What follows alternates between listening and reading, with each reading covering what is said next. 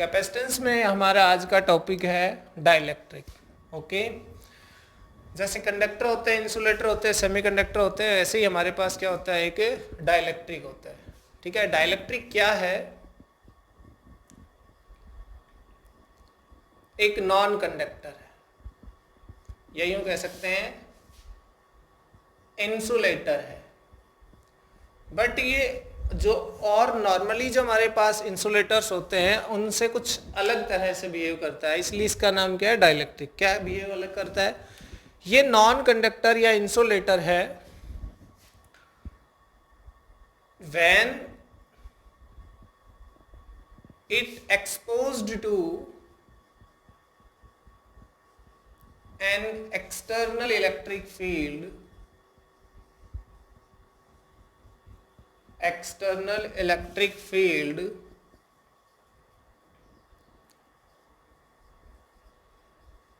opposite charges induces on its opposite faces।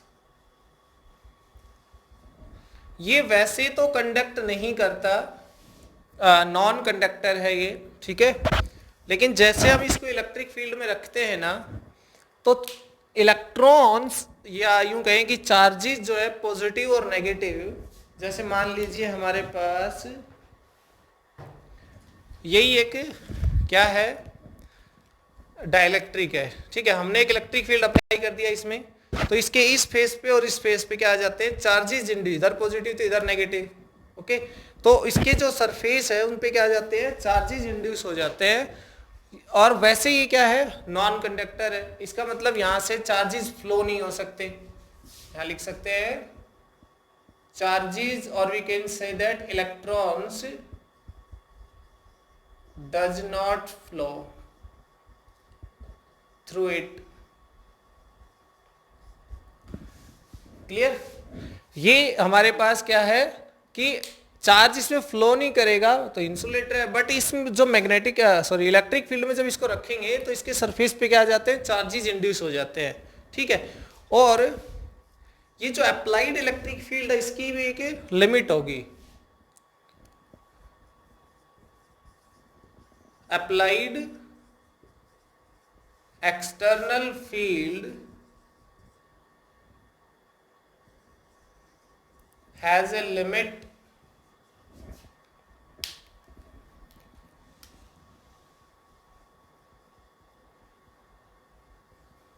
depending upon its nature। its मतलब dielectric, depending upon its nature। if this limits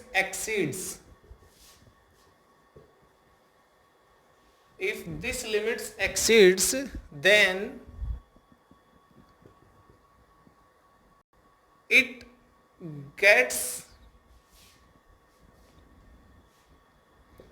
ionized, or we can say that electrical breakdown। अगर जो electric field है applied, अगर उसकी limit cross हो गई, जो maximum limit है उससे, तो उसका क्या हो जाएगा, आयनाइजेशन, या कह सकते हैं कि इलेक्ट्रिकल ब्रेकडाउन, एंड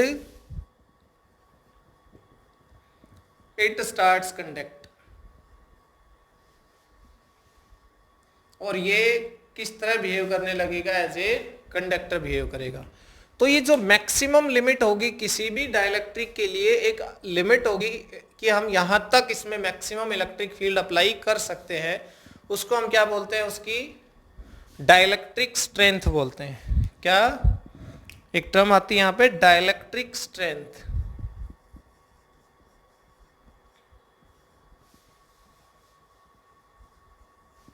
ठीक है, dielectric strength, the maximum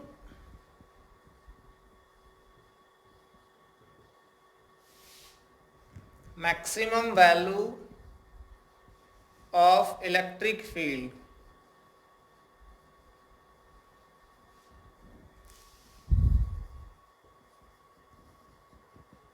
which can be applied to a dielectric is known as dielectric strength. Okay, तो हमारे पास जो डाइलेक्ट्रिक होगा उस डाइलेक्ट्रिक के ऊपर क्या होगा, हम जो इलेक्ट्रिक फील्ड अप्लाई करेंगे उसकी एक मैक्सिमम लिमिट होगी, उससे ज़्यादा अगर अप्लाई कर दिया तो उसका क्या हो जाता है, ब्रेकडाउन हो जाता है ये मान लीजिए, और उसको हम क्या बोलते हैं, इलेक्ट्रिकल ब्रेकडाउन बोलते हैं। उसमें क्या होते हैं, जो इलेक्ट्रॉन्स होते हैं वो एटम से डिटैच हो जाते हैं, एटम से अलग हो जाते हैं, और ऐसे में फिर वो कैसे बिहेव करने लगता है, जे कंडक्टर बिहेव करने लगता है। ठीक है, तो समझ में आई बात। डाइलेक्ट्रिक क्या है, डाइलेक्ट्रिक एक इंसुलेटर है, और डाइलेक्ट्रिक एक ऐसा इंसुलेटर है जिसको इलेक्ट्रिक फील्ड में रखेंगे तो उसके सरफेस पे चार्जेस इंड्यूस हो जाते हैं। ठीक है, इस सरफेस पे पॉजिटिव तो इस पे नेगेटिव, और लेकिन वो कंडक्ट नहीं कर रहा है, लेकिन वो जो इलेक्ट्रिक फील्ड हम अप्लाई कर रहे हैं उसके ऊपर, उसकी अपनी क्या होगी, एक मैक्सिमम लिमिट होती है। अगर उससे ज़्यादा हमने वहाँ इलेक्ट्रिक फील्ड अप्लाई किया तो उसका क्या हो जाता है, ब्रेकडाउन, और वो क्या कैसे बिहेव करता है, एज ए कंडक्टर बिहेव करता है। वो लिमिट क्या होगी, वो अलग अलग मटेरियल्स के अलग अलग उनके अपने नेचर पे डिपेंड करता है। ठीक है, क्लियर। अब डाइलेक्ट्रिक हमारे पास उसके दो टाइप होते हैं, डाइलेक्ट्रिक के 2 टाइप्स होते हैं, जिसमें एक होता है पोलर और एक होता है नॉन पोलर। ओके,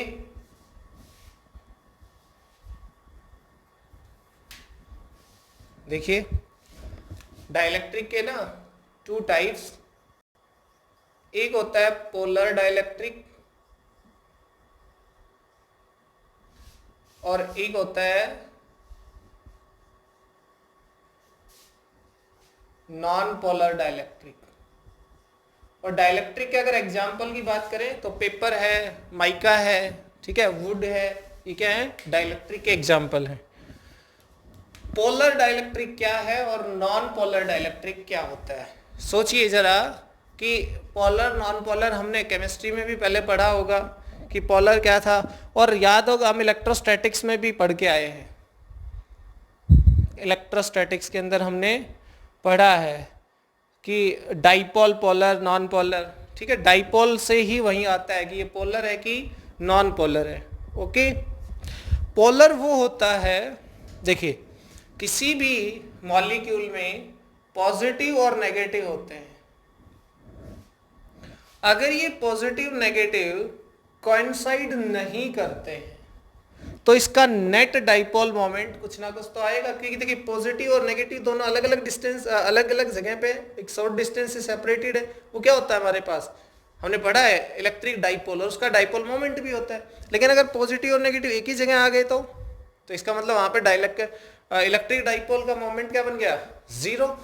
तो हम ये कहेंगे कि पोलर क्या होता है हमारे पास, इन विच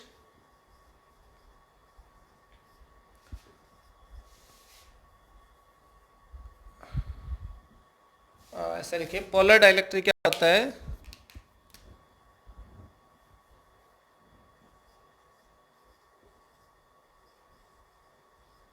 इन a polar dielectric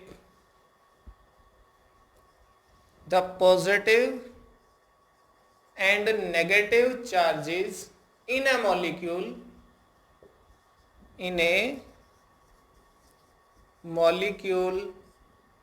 does not coincide,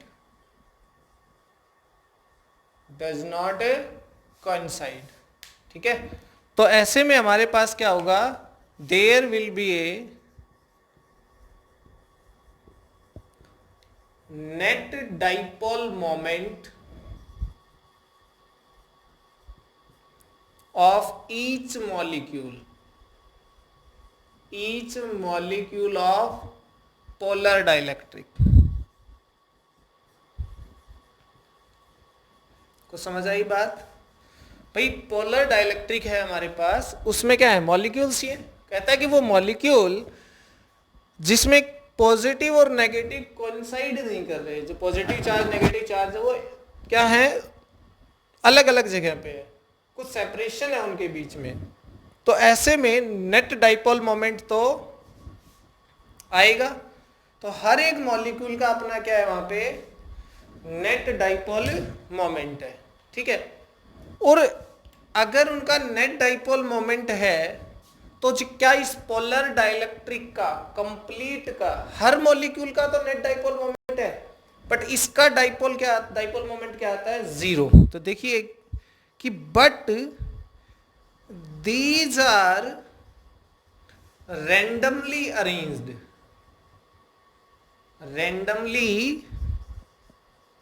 arranged such that the net dipole moment of dielectric is zero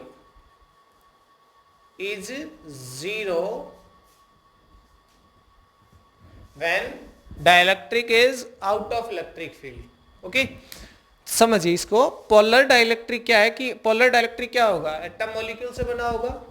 okay, तो जो मॉलिक्यूल उसके अंदर है उसके जो पॉजिटिव नेगेटिव चार्जेस हैं मॉलिक्यूल में वो कॉइंसाइड नहीं करते हैं तो वहां क्या बन गया, पॉजिटिव और नेगेटिव के पेयर से नेट एक इलेक्ट्रिक डाइपोल बन गया और उसका क्या आ जाएगा, नेट डाइपोल मोमेंट। तो हर एक मॉलिक्यूल का नेट डाइपोल मोमेंट है।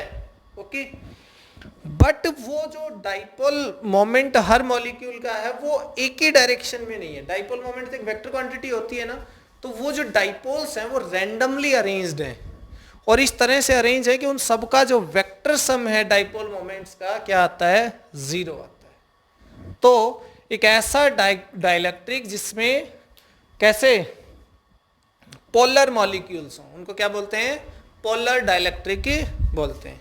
ओके,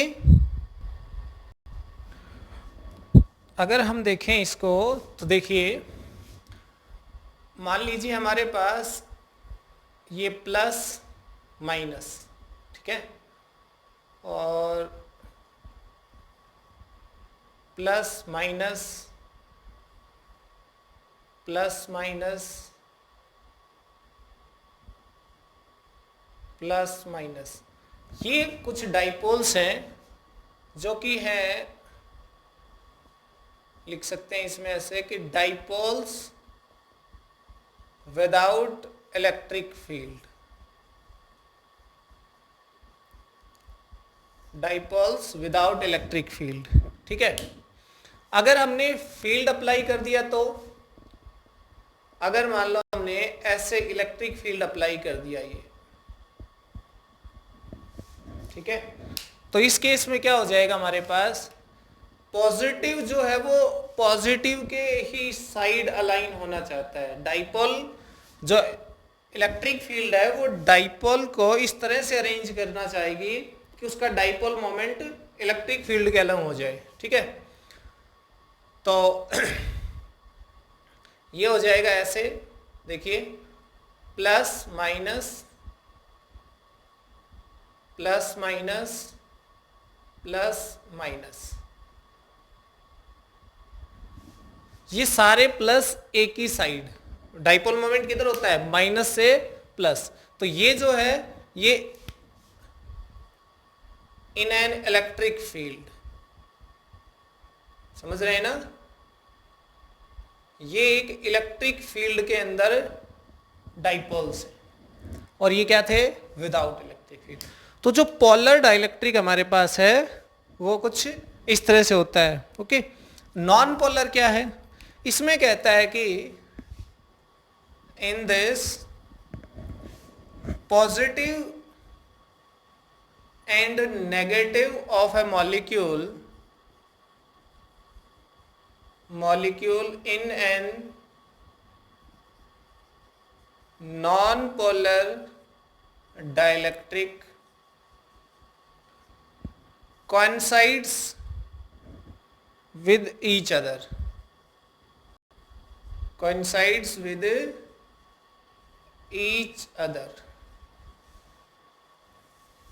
मीन्स इसमें पॉजिटिव नेगेटिव एक दूसरे के साथ क्या करते हैं, कोइंसाइड करते हैं।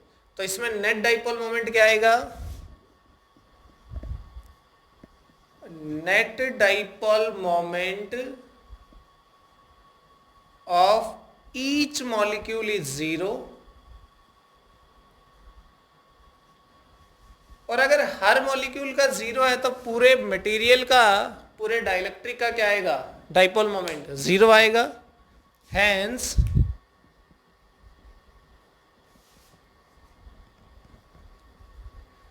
Dipole moment of dielectric is zero. Dielectric कैसा है, ये नॉन पोलर है, जीरो। हमने इन दोनों में एक कॉमन बात देखी, वो क्या थी कि जो डाइपोल मोमेंट है बिना इलेक्ट्रिक फील्ड के जीरो, विदाउट, या यूं कह सकते हैं इन अब्सेंस ऑफ इलेक्ट्रिक फील्ड। जब इलेक्ट्रिक फील्ड अप्लाइड नहीं है तो दोनों ही केसेस में डाइपोल मोमेंट क्या आता है, जीरो आता है, नेट। बट इसमें क्या है कि हर मॉलिक्यूल का डाइपोल मोमेंट है और उसमें हर मॉलिक्यूल का डाइपोल मोमेंट भी क्या है, जीरो है। ओके, तो ये हमारे पास क्या है, दो टाइप है किसके, डाइलेक्ट्रिक के, पोलर और नॉन पोलर। ओके, अब देखिए हम पढ़ते हैं नेक्स्ट इसमें कि पोलराइजेशन ऑफ डाइलेक्ट्रिक क्या है। पोलराइजेशन ऑफ डाइलेक्ट्रिक,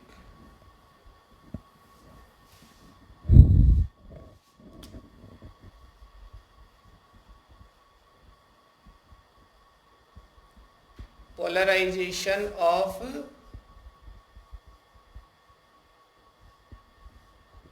डाइलेक्ट्रिक, ठीक है।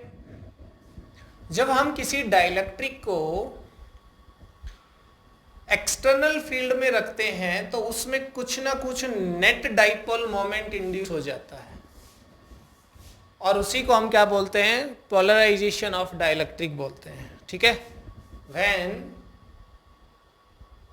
द डाइलेक्ट्रिक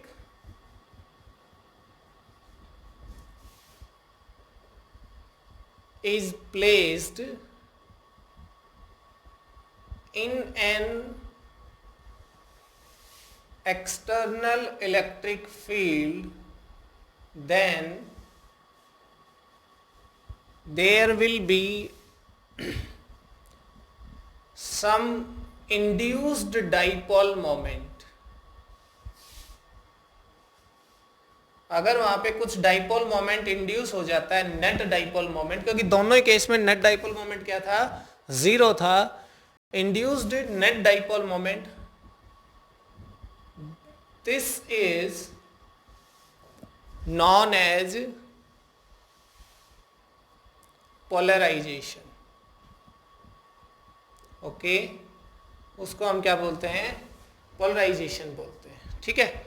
उस केस में क्या होगा कि देखिए जो नॉन पोलर था उसके तो डाइपोल्स ऑलरेडी थे, डाइपोल मोमेंट भी उन मॉलिक्यूल्स के पास था, बट वो नेट डाइपोल मोमेंट जीरो था क्योंकि वो रैंडमली अरेंज थे।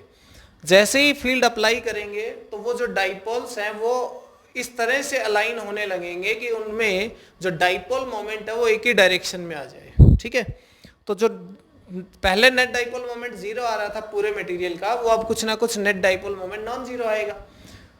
दूसरे वाले में क्या हो जाएगा कि उसके अंदर क्या होगा कि वो जो पॉजिटिव नेगेटिव एक जगह कोइंसाइड कर रहे थे, जैसे फील्ड अप्लाई करेंगे वो एक दूसरे से दूर हटेंगे, फोर्स लगेगा ना। जैसे मान लो इधर इलेक्ट्रिक फील्ड अप्लाई कर दिया तो पॉजिटिव ये है, नेगेटिव ये, तो पॉजिटिव किधर जाएगा, along the field, negative opposite to the field, तो स्ट्रेच होंगे वो दोनों चार्जेस के बीच में, क्या होगी, स्ट्रेचिंग होगी, कुछ डिस्टेंस आएगी, और जैसे ही उनके बीच कुछ डिस्टेंस बनी वहां पे क्या आ जाएगा, नेट डाइपोल मोमेंट। और हर मॉलिक्यूल का नेट डाइपोल मोमेंट हमें क्या देगा, पूरे डाइलेक्ट्रिक का डाइपोल मोमेंट देगा। उसी को हम क्या बोलते हैं, polarization of a dielectric moment, ठीक है, डाइलेक्ट्रिक। तो देखिए कैसे हम इसमें, मान लीजिए हमारे पास क्या है, एक डाइलेक्ट्रिक मटेरियल है,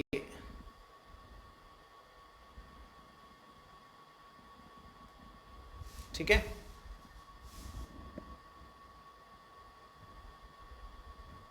ये इसकी विड्थ है, आपको मैं ये वाला फेस दिखा रहा हूं, कौन सा, सामने वाला, ऐसे, ये इसकी विड्थ है, ओके, ये इसका एरिया है, ये आपको फेस दिख रहा है। एक इलेक्ट्रिक फील्ड अप्लाइड है एक्सटर्नली इधर से,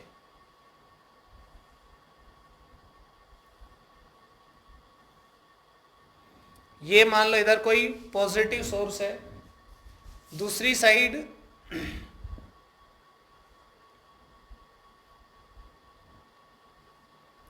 ये कोई नेगेटिव सोर्स होगा इधर। अब ये मत समझना कि ये पॉइंट है कि क्या है, हमने बस यूनिफॉर्म फील्ड सेटअप किया, कुछ भी सोर्स हो सकता है यहाँ पे, ठीक है, जो यूनिफॉर्म फील्ड प्रोवाइड कर दे। तो ये जो अप्लाइड फील्ड है इस डायरेक्शन में, वो मान लीजिए E इज इक्वल टू क्या है, E नॉट आई कैप है, अलोंग एक्स एक्सिस कह सकते हैं, means applied field E not है। क्लियर? तो क्या होगा, इस पे चार्जेस इंड्यूस होंगे, ये प्लस है तो यहां माइनस माइनस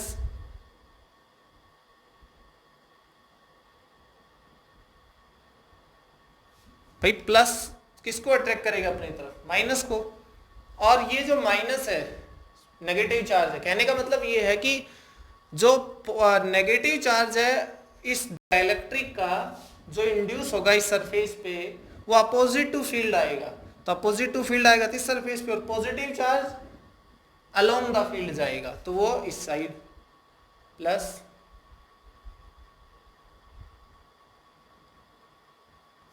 ठीक।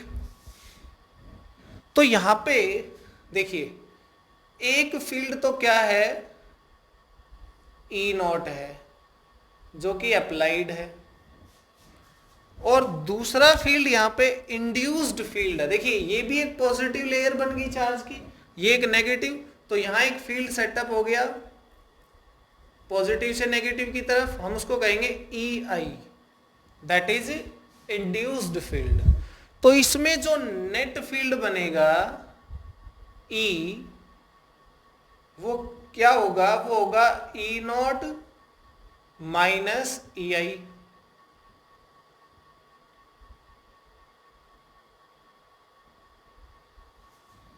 बोलिए, अप्लाइड फील्ड का कितना है, E नॉट है, जो इंड्यूस हुआ या जो इंडक्शन हुआ, इसमें इंडक्शन की वजह से इधर कौन सा फील्ड आ गया, EI। तो नेट फील्ड कितना बच गया इसके अंदर, वो फील्ड बच गया इसमें E not minus EI। Okay, तो देखिए जो E इज इक्वल टू हो जाएगा हमारे पास E नॉट माइनस EI, ठीक है। और हम एक रिलेशन जानते हैं, देखिए E नॉट तो हमारे पास क्या होगा, एक चीज और देखिए यहाँ पे कि ये जो इंडक्शन हुआ उसको मैं कह देता हूं sigma I minus sigma I, इधर वाली साइड जो इंडक्शन हुआ वो क्या है, प्लस सिग्मा I, ठीक है। और ये जो चार्ज हमने पॉजिटिव लिया है, मान लीजिए ये कोई ऐसे प्लेट लगा रखी है दो, ठीक है, ये पॉजिटिवली चार्ज है, अरे जिनकी वजह से हमने क्या किया, यहाँ पे फील्ड सेटअप किया है, यूनिफॉर्म फील्ड तो ऐसे सेटअप होगा, और ये क्या है, नेगेटिवली चार्ज्ड प्लेट है। ओके, इसकी इस प्लेट की जो सरफेस चार्ज डेंसिटी है वो कितनी है, वो मान लीजिए सिग्मा है, प्लस सिग्मा, और ये है माइनस सिग्मा, ठीक है।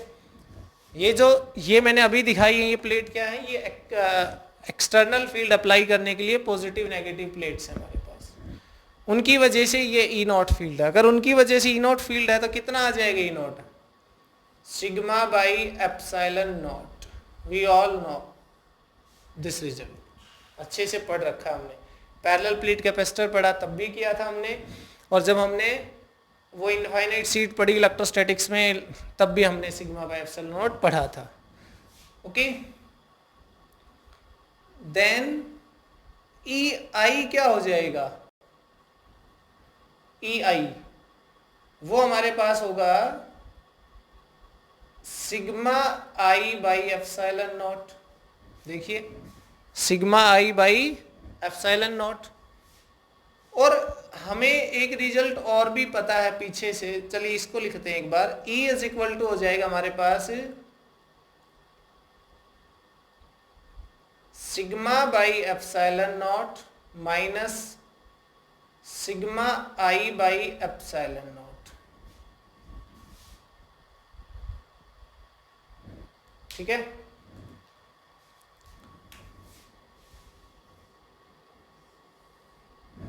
ये ई नेट है, चाहे तो लिख सकते हैं E net.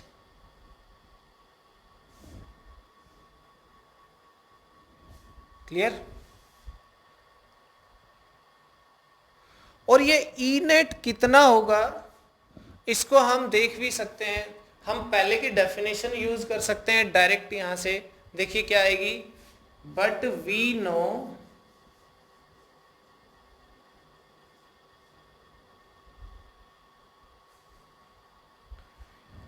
E naught by E is equal to K from the definition of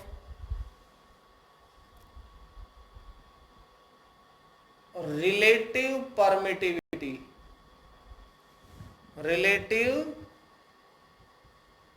permittivity of medium. ध्यान आया? और ये रिलेटिव परमिटिविटी ही क्या होती है? कुलाम्स लॉ, इलेक्ट्रिक फील्ड हमने पढ़ा है ना, वहां पे 1/4 एप्सिलॉन नॉट, फिर हमने मीडियम लेते थे तो 1/4 epsilon naught into epsilon R हो जाता था। वो एप्सिलॉन आर और के एक ही चीज होती है।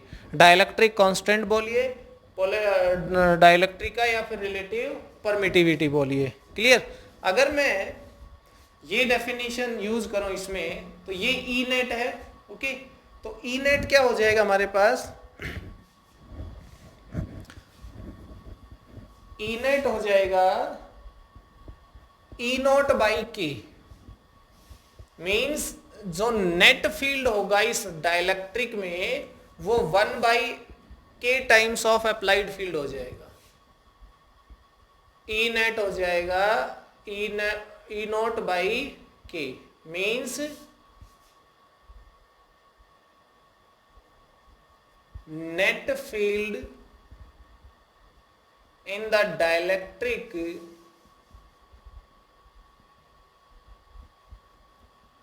is 1/k times the applied field। देखिए दो फील्ड सब्ट्रैक्ट हो रहे हैं तो फील्ड तो डिक्रीज होगा, तो जो अप्लाइड फील्ड था ई नॉट तो उससे कितना हो जाएगा? 1/k टाइम्स हो जाएगा जो नेट फील्ड उसमें। तो E naught by K is equal to, E net की जगह sigma by epsilon naught minus sigma I by epsilon naught. और ई नॉट को क्या लिख सकते हैं? देखिए सिग्मा बाई एप्सिलॉन नॉट, इस ई नॉट को साथ में के, और माइनस सिग्मा बाई, नहीं ऐसा करते हैं इसमें एक स्टेप और बढ़ाते हैं। ठीक है, तो यहां से अब देखिए sigma I by epsilon naught, देखिए एप्सिलॉन नॉट क्या हो गया? सारे में से कैंसिल आउट कर दीजिए इसको। ठीक है, तो sigma I is equal to हो जाएगा, ये इधर जाके प्लस का हो गया, ये हो गया सिग्मा, ये यहीं पे है, ये इधर आके प्लस, तो माइनस सिग्मा बाई के, और सिग्मा कॉमन हो गया 1 माइनस 1/k सिग्मा आई। आपको याद हो इलेक्ट्रोस्टैटिक्स में हमने जब चार्ज पढ़ रहे थे तो एक रिजल्ट लिखा होगा कि जो चार्ज इंड्यूस होता है, क्यू इंड्यूस, वो इज इक्वल टू होता है चार्ज, एक चार्ज होता है जो इंड्यूस हो रहा है और एक चार्ज होता है जो हमने जो इंडक्शन कर रहा है। जो क्यू चार्ज अगर इंडक्शन कर रहा है तो कितना चार्ज इंड्यूस होगा? हमने कहा क्यू आई होगा, तो वो कितना होगा? 1 माइनस 1/k। और ये दोनों एक ही चीज है, चाहे तो आप चार्ज डेंसिटी ले लीजिए, चाहे यहाँ पे चार्ज ले लीजिए, एरिया दोनों साइड से क्या हो जाएगा, कैंसिल आउट। अगर हम इसमें एक स्टेप और बढ़ाएं तो चार्ज क्या होता है, देखिए चार्ज डेंसिटी इनटू एरिया। अगर चार्ज अगर क्यू आई इंड्यूस है तो सिग्मा ही क्या हो जाएगा, इंड्यूस डेंसिटी, ये सिग्मा इंटू ए, 1 माइनस सिग्मा क्या है, सरफेस चार्ज डेंसिटी, सबको पता होगा ये चीज। ए से ए कट गया, देखिए हमारे पास क्या आ गया, sigma I is equal to sigma 1 minus 1 by K. Clear. तो कितना चार्ज डाइलेक्ट्रिक में इंड्यूस होगा वो इस फॉर्मूले के अकॉर्डिंग होगा। डन। देखिए आप कुछ रिजल्ट्स इसमें कि फॉर द मेटल ये जो K होता है वो इनफाइनाइट होता है। फॉर द मेटल जो K होता है वो इनफाइनाइट होता है। तो इस केस में sigma I is equal to क्या आ जाएगा, देखिए 1 minus 1 by infinity, 1 by infinity क्या होता है, 0। तो 1 माइनस 0 क्या आ गया, 1। Sigma i equal to sigma, या फिर ये कह सकते हैं q i equal to q. ये जो डाइलेक्ट्रिक कांस्टेंट K जिसको हम कह रहे हैं, इसकी मिनिमम वैल्यू क्या होती है, 1 होती है, जो कि एयर या वैक्यूम की होती है।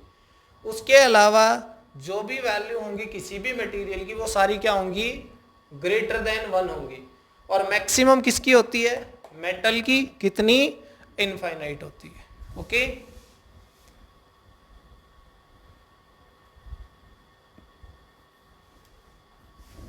देखिए फॉर एयर और vacuum K is equal to क्या होता है, 1, and for metal K is equal to क्या होता है, इन्फिनिटी। ये मैक्सिमम और ये इसमें एक तरह से मिनिमम, बाहर लिख लीजिए इसको, मिनिमम वैल्यू और मैक्सिमम वैल्यू।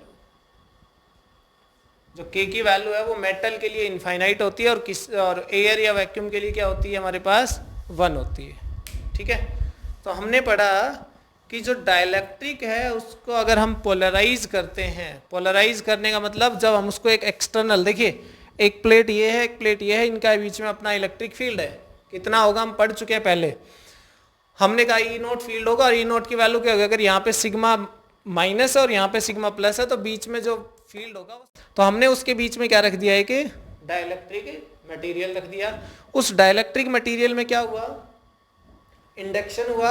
इंडक्शन होकर क्या होगा, पॉजिटिव की तरफ नेगेटिव चार्ज इंड्यूस हो जाएंगे, नेगेटिव की तरफ पॉजिटिव। तो यहाँ भी एक पॉजिटिव और नेगेटिव की लेयर बन गई। तो इस मटेरियल के अंदर एक और फील्ड सेटअप हो गया, पॉजिटिव से नेगेटिव, मतलब अप्लाइड फील्ड के अपोजिट डायरेक्शन में। तो फिर जो नेट फील्ड आएगा वो क्या आएगा ये आएगा अप्लाइड माइनस इंड्यूस्ड।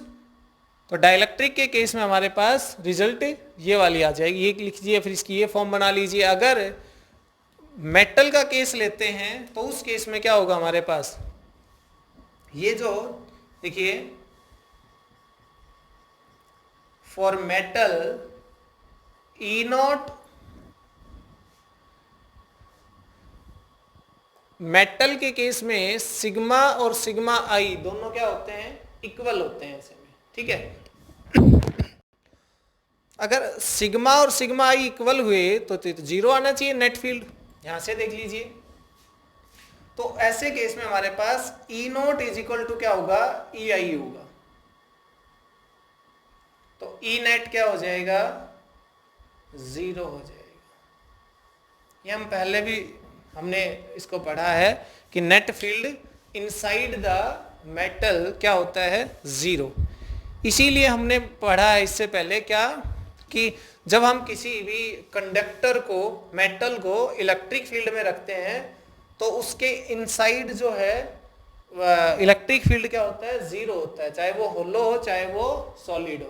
तो इलेक्ट्रोस्टैटिक शील्डिंग हमने पढ़ा है वहीं से। क्लियर। तो ये हमारे पास क्या है, polarization of the dielectric. Okay, अगर आपको याद हो तो हमने कैपेसिटर पढ़ा था, क्या, पैरेलल प्लेट कैपेसिटर, ठीक है। उसको अब हम फिर से देखते हैं डाइलेक्ट्रिक का यूज कैसे होता है उसके अंदर। क्लियर?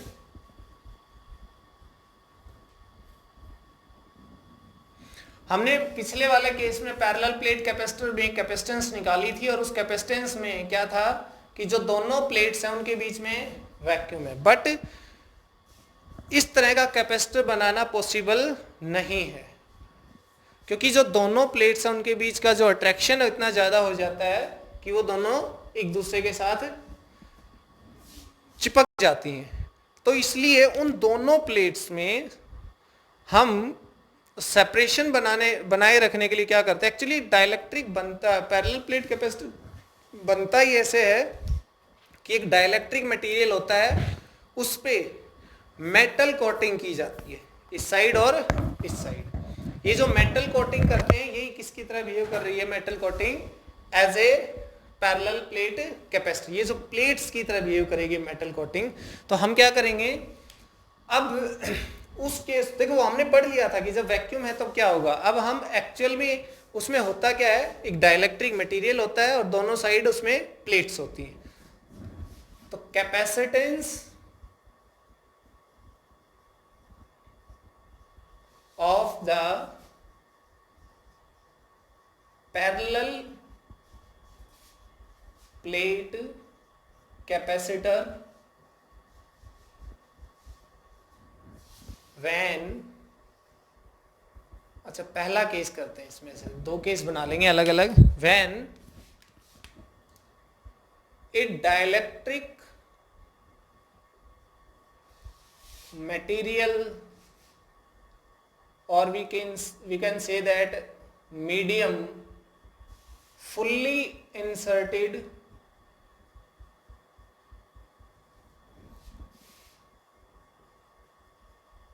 between the plates, ठीक है। ये हमारे पास क्या था, एक पैरेलल प्लेट कैपेसिटर था, इसको अर्थ किया हुआ होता है, ठीक है। हमने इसमें क्या कर दिया, यहां से यहां तक एक डाइलेक्ट्रिक फिल कर दिया,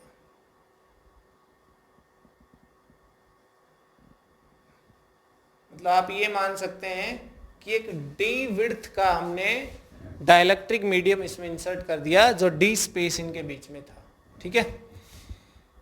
तो हमारा तरीका क्या था भाई, ये वाली पॉजिटिव प्लेट होती है, मतलब ये प्लस सिग्मा था, ये माइनस सिग्मा था हमारे पास। अब इसमें क्या होगा कि ई नोट तो अप्लाइड फील्ड है, ये हमारा अप्लाइड फील्ड है, बट इसमें जो इंड्यूस्ड फील्ड होता है वो ई आई इधर होता है। तो जो ई नेट हो जाएगा वो क्या हो जाता है, ई नोट बाई के, ये हम पढ़ चुके हैं।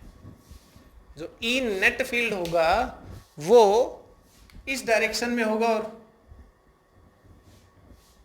नेट फील्ड अप्लाइड की तरफ ही आएगा, ठीक है। तो ऐसे में हमारे पास डाइलेक्ट्रिक कैपेसिटेंस निकालने के स्टेप याद करिए।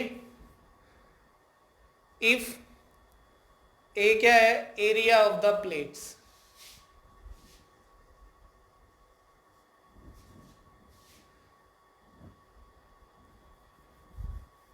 ठीक है। तो हमारे पास चार्ज कितना हो जाएगा, सिग्मा क्या है भाई यहाँ पे, प्लस सिग्मा और माइनस सिग्मा क्या है, charge densities, charge densities of plates, एक पॉजिटिव एक नेगेटिव। तो चार्ज कितना हो जाएगा, हम लेते हैं पॉजिटिव प्लेट वाला चार्ज, तो प्लस सिग्मा इंटू ए, ये हमारे पास चार्ज हो गया। दूसरे स्टेप में हम क्या करते थे, हम इलेक्ट्रिक फील्ड देखते थे। इलेक्ट्रिक फील्ड कितना है भाई, नेट इलेक्ट्रिक फील्ड यूज करना है हमें, ओके। तो इलेक्ट्रिक फील्ड ई है वहां पे, ई नॉट बाई के, डन। फिर हम क्या करते थे, पोटेंशियल डिफरेंस देखेंगे। पोटेंशियल डिफरेंस क्या हो जाएगा, उसको डेल्टा वी से लिखते थे, ई इंटू डी कर देंगे डायरेक्ट। कैसे, अगर ई कांस्टेंट है तो आप देखिए ई नॉट बाई के, ई नॉट अपने पास क्या है, अगर मैं इसको एक स्टेप और बढ़ाऊं तो ये है sigma by epsilon naught into के। किसी डिस्टेंस पे डिपेंड नहीं कर रहा थी, कांस्टेंट है तो कांस्टेंट फील्ड है तो डायरेक्ट डी से मल्टीप्लाई करिए, तो डेल्टा वी हमारे पास आ जाएगा sigma by epsilon naught K into D. Last step में क्या होता था, कैपेसिटेंस वो हो जाती थी हमारे पास अच्छा ये डाइलेक्ट्रिक डाला हुआ है हमने, इसको मैं सी डी से लिख देता हूँ, ठीक है। तो ये हो जाएगा Q बाई डेल्टा वी, यही होता है formula, Q is equal to c v. तो Q हमारे पास क्या है, सिग्मा ए, और डेल्टा वी क्या है, सिग्मा बाई एप्सिलॉन नॉट के, और साथ में यहाँ पे डी, ठीक है। सिग्मा से सिग्मा कैंसिल आउट हो गया, एप्सिलॉन नॉट के ऊपर चला जाएगा, तो सी डी क्या आ गया, एप्सिलॉन नॉट के ए बाई डी। आपको याद हो तो epsilon naught a by D किसका कैपेसिटेंस होता था, जब वैक्यूम है उसका। जब दोनों के बीच में वैक्यूम था तब कैपेसिटेंस कितनी थी, epsilon naught a by D. तो हमारे पास के फालतू आया यहाँ पे, तो जो नई कैपेसिटेंस आ गई हमारे पास वो क्या आई, जब हमने डाइलेक्ट्रिक पूरी तरह उसमें इंसर्ट किया हुआ है बिटवीन द प्लेट्स, तो कैपेसिटेंस आ गई K times of the capacitance when the there is no medium between the plates. Okay, तो यहां से हमने देखा कि एक तो हमारे को क्या मिल गया कि डाइलेक्ट्रिक क्या करता है, प्लेट्स को सपोर्ट प्रोवाइड कर रहा है, ठीक है, जिसके वजह से ये दोनों अपनी अपनी जगह पे हैं, ऐसे अट्रैक्ट नहीं हो रही हैं, ठीक है। दूसरा, कैपेसिटेंस भी बढ़ गई, कितनी बढ़ गई, के टाइम्स, क्लियर। तो डाइलेक्ट्रिक हमारे किस काम आ रहा है, एक तो सपोर्ट प्रोवाइड कर रहा है, दूसरा हमें हमारी कैपेसिटेंस भी बढ़ा रहा है, ठीक है। तो हमने पढ़ा कि अगर डाइलेक्ट्रिक डाल दिया जाए किसमें, एयर कोर्ड कैपेसिटर, या यूं कह सकते हैं दोनों प्लेट्स के बीच में हमने फुल्ली एक डाइलेक्ट्रिक मीडियम इंसर्ट कर दिया, पूरे स्पेस में हमने डाइलेक्ट्रिक मीडियम भर दिया, तो कैपेसिटेंस क्या हो जाती है, इंक्रीज। कितनी हो जाती है, के टाइम्स हो जाती है, जो एयर कोर्ड कैपेसिटर था उसके कंपैरिजन में, ठीक है। अब नेक्स्ट केस में क्या करेंगे हम इसमें, कि जब डाइलेक्ट्रिक फुल्ली इंसर्ट नहीं किया गया है, डाइलेक्ट्रिक को पार्शियली इंसर्ट किया गया है, ठीक है, बी पार्ट इसका, व्हेन डाइलेक्ट्रिक इज partly या partially inserted between the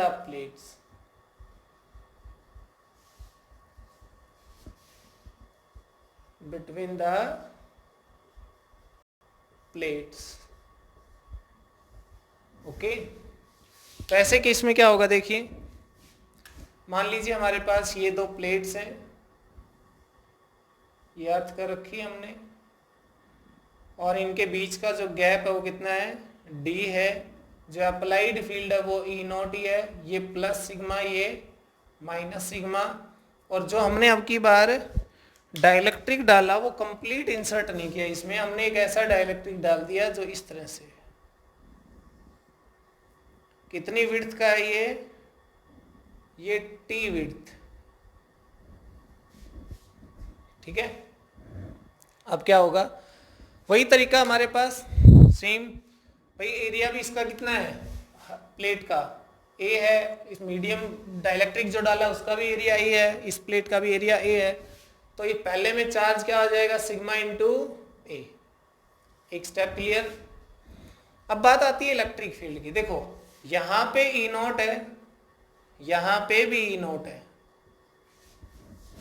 ये जो स्पेस है इसमें ई नॉट है, ये वाले स्पेस में भी ई नॉट ही है, बट ये जो अंदर बच गया जिसका कि डाइलेक्ट्रिक कांस्टेंट मान लो के है, उसमें क्या है, ई जो है वो ई नॉट बाई के है, एक्चुअली ई नेट जो है वो क्या है, ई नॉट बाई के, डायरेक्शन उसकी इधर ही है। क्लियर? तो जो टी स्पेस है बीच में उसमें तो फील्ड है ई नॉट बाई के, बाकी जो डी माइनस टी बच गया उसमें क्या है, ई नॉट है। तो चार्ज के बाद हमारा अगला स्टेप होता है इलेक्ट्रिक फील्ड का। तो इलेक्ट्रिक फील्ड जो E into D minus E D minus T space में कितना है, ई नॉट, और ई टी स्पेस में कितना है, ई नॉट बाई के। बात समझ में आ रही है ना? डी माइनस टी स्पेस में कितना है, ई नॉट, खाली है ये, बट ये टी में क्या है, ई नॉट बाई के, इसमें डाइलेक्ट्रिक आ गया। तो हमारे पास पोटेंशियल कितना हो जाएगा, पोटेंशियल हो जाएगा E naught into D minus T, E into D होता है ना, तो ई नॉट कितने में है, डी माइनस टी में है, प्लस तो बाकी बचे हुए टी में कितना है, E naught by K into T. Got it? तो यहां से आ जाएगा sigma by epsilon naught D minus T plus sigma by epsilon naught K into T. Sigma by epsilon naught common हो गया, अंदर क्या बच गया, D minus T plus T by K, delta भी आ गया। ठीक है, अब हमारा कैपेसिटेंस कितना हो जाएगा, कैपेसिटेंस का नाम यहाँ पे कह दे हो जाएगा सी डैश, नाम दे देते हैं कुछ भी, तो ये आ जाएगा क्यू बाई डेल्टा वी, ये हो जाएगा sigma into A by delta we. क्या है, देखिए पोटेंशियल डिफरेंस निकालना आ गया ना। एक्चुअली फील्ड ना तो ये डिस्टेंस पे डिपेंड कर रहा है ना ये करता है, तो हमें क्या करना है कि जो फील्ड, जहाँ पे जो फील्ड है जितनी डिस्टेंस में जितना फील्ड है उसको उतने से मल्टीप्लाई कर देना डिस्टेंस से। तो हमने देखा कि ई नॉट है वो डी माइनस टी में है, तो हमने E naught into D minus T कर दिया, और जो टी स्पेस है उसमें फील्ड कितना है, ई नॉट बाई के है, तो ई नॉट बाई के को हमने टी से मल्टीप्लाई कर दिया। ठीक है, तो ऐसे में हमारे पास ये रहा डेल्टा वी। ठीक है, तो आ जाएगा sigma by epsilon naught D minus T plus T by k, sigma sigma cancel out, ये आ गया epsilon naught a by d minus T plus T by के।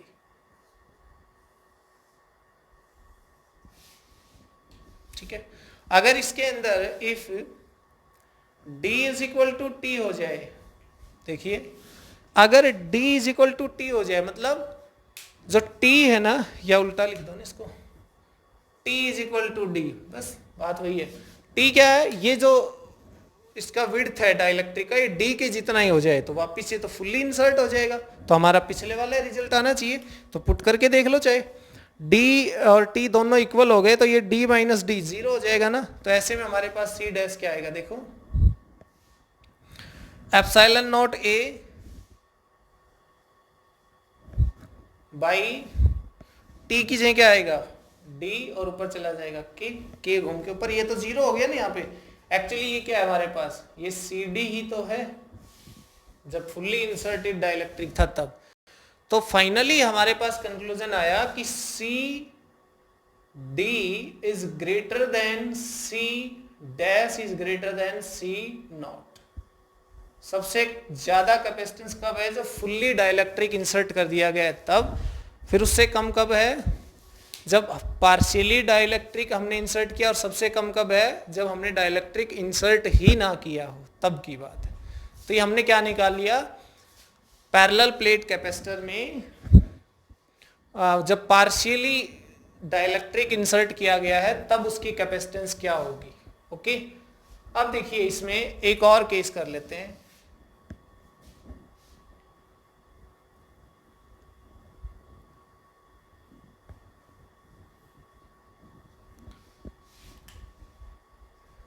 When, next case, when a metal plate partially inserted between the partially inserted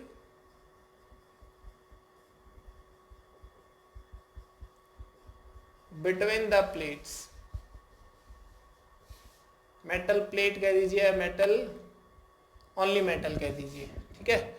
हमने जब partially insert करना है किसको, metal को, तो अब की बार हमारे पास ये सिर्फ इतना ही चेंज आएगा इसमें, देखिए यहां ये क्या है, मेटल है, तो इसमें ई क्या रहेगा, 0 रहेगा, बस यही देखना है हमने, ई क्या रहेगा इसमें, 0। तो हमारे पास जो रिजल्ट था, चलिए हम इसको फिर से सीधा ही लिखते हैं, Q बाई डेल्टा वी, है ना। तो डेल्टा वी क्या हो जाएगा, डेल्टा वी सिर्फ ई नॉट की वजह से, मीन्स ई naught into D minus T plus 0, ये ई क्या है यहाँ पे, 0 है। तो ऐसे में हमारे पास जो रिजल्ट आ जाएगा, ये इसमें कह देते हैं मेटल, ठीक है। तो सी मेटल क्या आ गया भाई, सिग्मा ए, क्योंकि वैल्यू सिग्मा ए होती है, और ई नॉट मतलब sigma by epsilon naught D minus T, sigma by epsilon naught D minus T लिख सकते हैं ना इसको। तो हमारे पास ये बन जाएगा, cancel out epsilon naught a by d minus T. याद करिए कि जो खाली कैपेसिटर था उसमें epsilon naught a by D आता था ना, अब की बार क्या आया, epsilon naught a by d minus T. तो कैपेसिटेंस इस केस में और ज्यादा बढ़ गई, ठीक है। अगर ये मेटल फुल्ली इंसर्ट हो जाए, if a metal is fully inserted between the plates, ऐसे केस में ये जो डायग्राम है देखिए किस तरह से चेंज हो जाएगा। मीन्स ये जो बीच का जितना भी स्पेस है इस सारे में मेटल फिल कर देनी हमने, ठीक है। अगर इसमें मेटल फिल कर दिया यहां से यहां तक सारा मेटल, तो इसका मतलब है कि सारे में ही फील्ड क्या है, 0 है। और जब फील्ड 0 हो जाएगा तो देखिए then E is equal to 0 between the plates, तो पोटेंशियल भी क्या आएगा, 0 आएगा। तो C क्या होता है, delta Q by delta V। अगर डेल्टा V 0 है, समथिंग बाई 0 क्या है, तो C हमारे पास इस केस में क्या आ जाएगा, इनफाइनाइट। मींस एक तरह से ये हो गया कि आप इधर से चार्ज देते जाइए और उधर चार्ज अर्थ के अंदर चला जाएगा। जितना मर्जी आप चार्ज उसको प्रोवाइड करिए वो सारा कहाँ चला जाएगा, अर्थ में चला जाएगा। और इस तरह से उसकी कैपेसिटेंस क्या हुई, इनफाइनाइट होगी। ओके, तो ये हमने देखे अलग अलग केसेस किसके, पैरेलल प्लेट कैपेसिटर के, जब हम उसमें डाइलेक्ट्रिक इंसर्ट करते। पहले तो हमने डाइलेक्ट्रिक पढ़ा, फिर उसका पोलराइजेशन पढ़ा, उसमें नेट फील्ड पढ़ा। नेट फील्ड डाइलेक्ट्रिक मीडियम के अंदर कितना हो जाता है, जो एक्सटर्नल फील्ड है उसका 1/k टाइम्स हो जाता है, ठीक है। फिर हमने कैपेसिटेंस निकालनी चाहिए कि दो प्लेट्स है हमारे पास, पैरेलल प्लेट्स, ठीक है, और उसके बीच में अगर डाइलेक्ट्रिक डाला जाए तो क्या इफेक्ट होता है। तो डाइलेक्ट्रिक जब हम उसके अंदर डालते हैं तो पता चलता है कि उसकी कैपेसिटेंस बढ़ रही है। फायदा क्या है उसके डालने का, उसका डालने का फायदा ये, एक तो कैपेसिटेंस बढ़ गई और दूसरा ये जो दोनों प्लेट है उनको सपोर्ट प्रोवाइड करता है। एक प्लेट इसके साथ इधर से, एक इधर से, ये दोनों अब अट्रैक्ट नहीं हो सकती, बीच में क्या आ गया, डाइलेक्ट्रिक मीडियम आ गया। फिर हमने देखा कि अगर पार्शियली डाला जाए तब क्या होगा, अगर हमने डाइलेक्ट्रिक की जगह मेटल डाल दी पार्शियल या फुल्ली तो क्या हो जाएगा। ओके, तो ये अलग अलग केसेस हमने सारे देखे किसके, कैपेसिटर के। ओके।